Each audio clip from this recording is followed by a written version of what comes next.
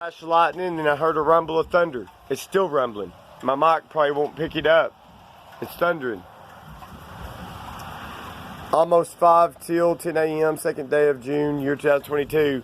So I'm gonna try to manually use my camera instead of going through an application, because sometimes it slows me down right when I'm at a completion. I didn't know it was about the lightning and thunder, and that's why I sometimes like to have control. Let me prop up, like this is the same porch post I propped up at however old I was, 12 or younger, to shoot the same mailbox that you can't see because it's growed up in that fence line with my grandfather with the 22 Marlin. I propped up against this porch post. You got to prop up sometimes to be steady, even with a camera. I'm holding it with both hands so I'm not shaky. I was wanting to just show them limbs, how much they're moving or not moving. Can't really see the rain unless I show it dripping off the house or the edge of the roof above the eaves. Let's see the top of that tree swaying. Look at them limbs swaying. I'm not looking for a long video. I was hoping I'd do it with 60 seconds, but less than 120 seconds would be great. Just try to show the tops of some trees moving. And I got my left elbow, that's my weak arm. I got it propped up. I'm holding this camera, this smartphone, with both hands. And I'm propped up against a post, a 4x4 post, to be steady so I'm not shaky. I can be that way. Well, if I'm weaker than other times, it just depends. Or one hand compared to the other, one arm. But I even knew, before I even had physical damage in my shoulders and arms and hands, Grandpa already taught me about propping a rifle up on something to have a steady shot. You know, you're trying to put a little bitty bullet on a little bitty target, or a big target, either way, you got to be really steady. And we didn't go through that a whole lot, thank God. Literally, thank God, if I may say it that way. And I'm appreciative of the little bit of knowledge I got from my grandfather in that area and experience. I am. And I've said it before, I'll say it here, and I'll quit. After... You know, because back then it was just mowed more, or right above my middle finger is about where the post office, P.O. box is.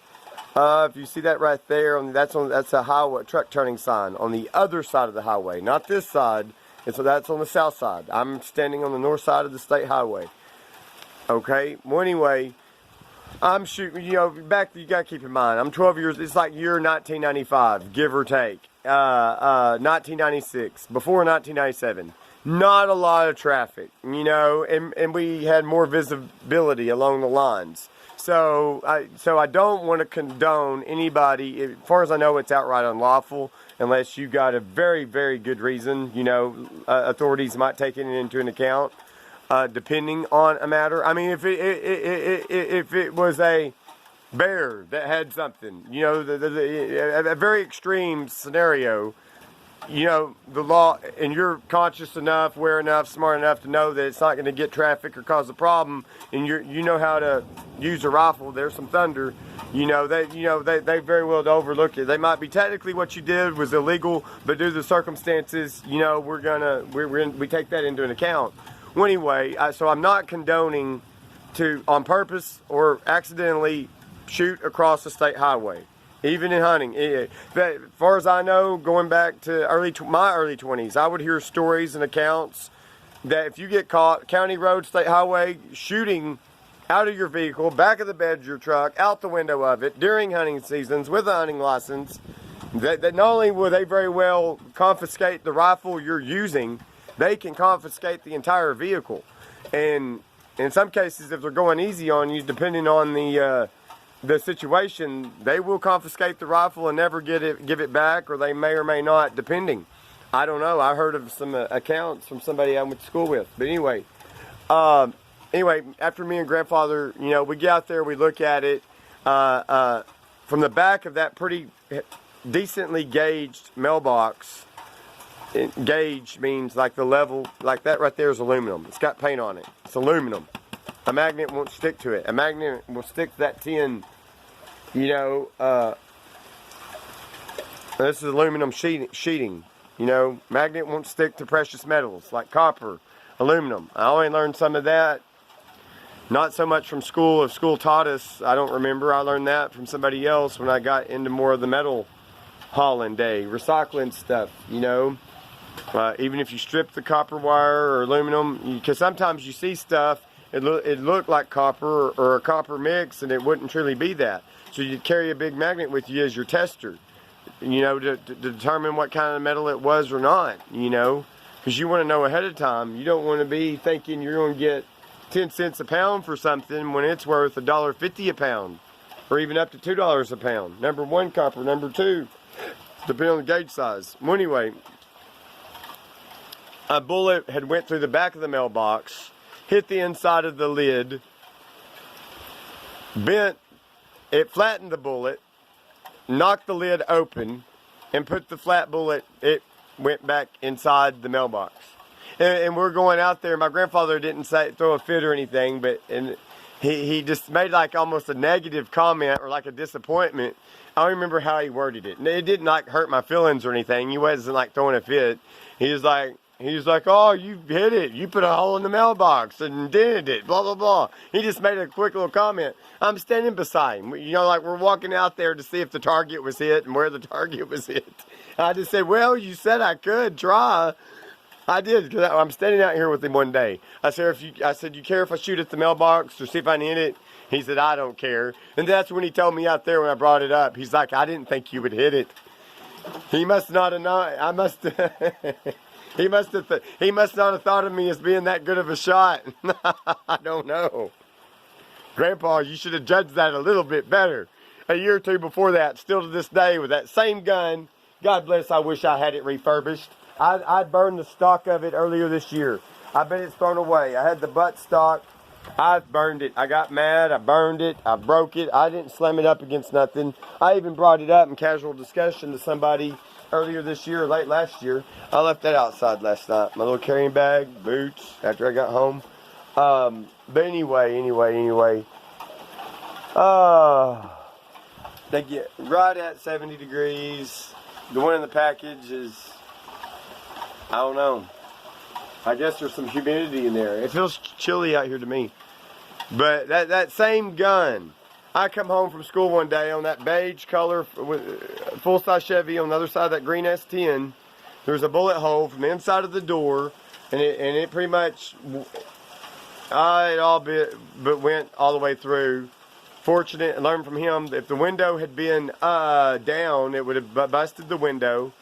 I come home from school, he tells me what he did. He tried to blame me that, because my gun was in the pickup, my little 22 Marlin long rifle, and he's like, there was no safety. And I'm like, why did you pull the trigger anyway? He said, I wanted to see if it was loaded. Thereafter, when I'd be riding with that man in that pickup, under the bench seat, here's the bench seat, not a 60-40, anything like that. The factory seat that I ended up taking out in like 2008 with help. I ended up putting a cloth seat in it that come out of a Silverado with an armrest. And that factory one didn't. It had a vinyl seat, want to be leather. It come factory with an AM radio, and grandparents brought it brand new, like back in 92, 93. It still got the factory radio in it. And it didn't even come with FM. Amazing. Amazing. And I think it's got the factory windshield in it to this day. I remember the state of Arkansas inspection stickers, bottom left-hand corner. Anyway, from there on and off from the time of up to the age of 15, I'd be riding with him driving, going down the highway, and before I'd slide his 22, not long rifle, but his 22 Magnum, big difference. They even say inscribed on the barrel, from a 22 long rifle to, I don't know if his was inscribed on there, on the Magnum. I think it was a Stevens. I probably should never got rid of it. It was a clip feed gun anyway. But, and he had a scope on it. That was a gift from my adopted daddy. A cheap scope, kinda. That's who it came from. The scope he had on there. I remember when that happened. I'm pretty sure that was adopted dad that done that. Or surely that wasn't Tim. My longtime significant other, my mom, from about the age of 7 to about 12. But anyway, up until about 17, we'll be going, no, 15. Not too many years before he pretty much had to quit driving. I would slide out, we going down the highway in this region, or even on the property, both. I would ask him ahead of time, is your rifle under the seat? Is it on safety, yes or no? And he would answer yes. And this happened more than one occasion. I would slide it out, look at it. I'm like, it's not on safety. And you got one in the chamber, by the way. Huh. For real. And then I wasn't degrading him. I wasn't throwing a fit at him or nothing. The man needed a lot of reminders. And hell no, he didn't have Alzheimer's. I don't care what anybody says. We found out not many years after that, about year 2001 or so onward, he had a condition called ITP, stood for idiopathic something. He also had emphysema. He also had a long history of CHF, congestive heart failure. Back in the early 80s, he'd already had triple bypass surgery. But that condition that I learned about, idiopathic whatever ITP, made his blood count lower, made his platelets lower. So that, in addition to the weak heart, emphysema, bam, low blood count, lack of oxygen to organs, namely the brain. In my non-expert opinion. I'm stopping with that. 2nd day of June, year 2022.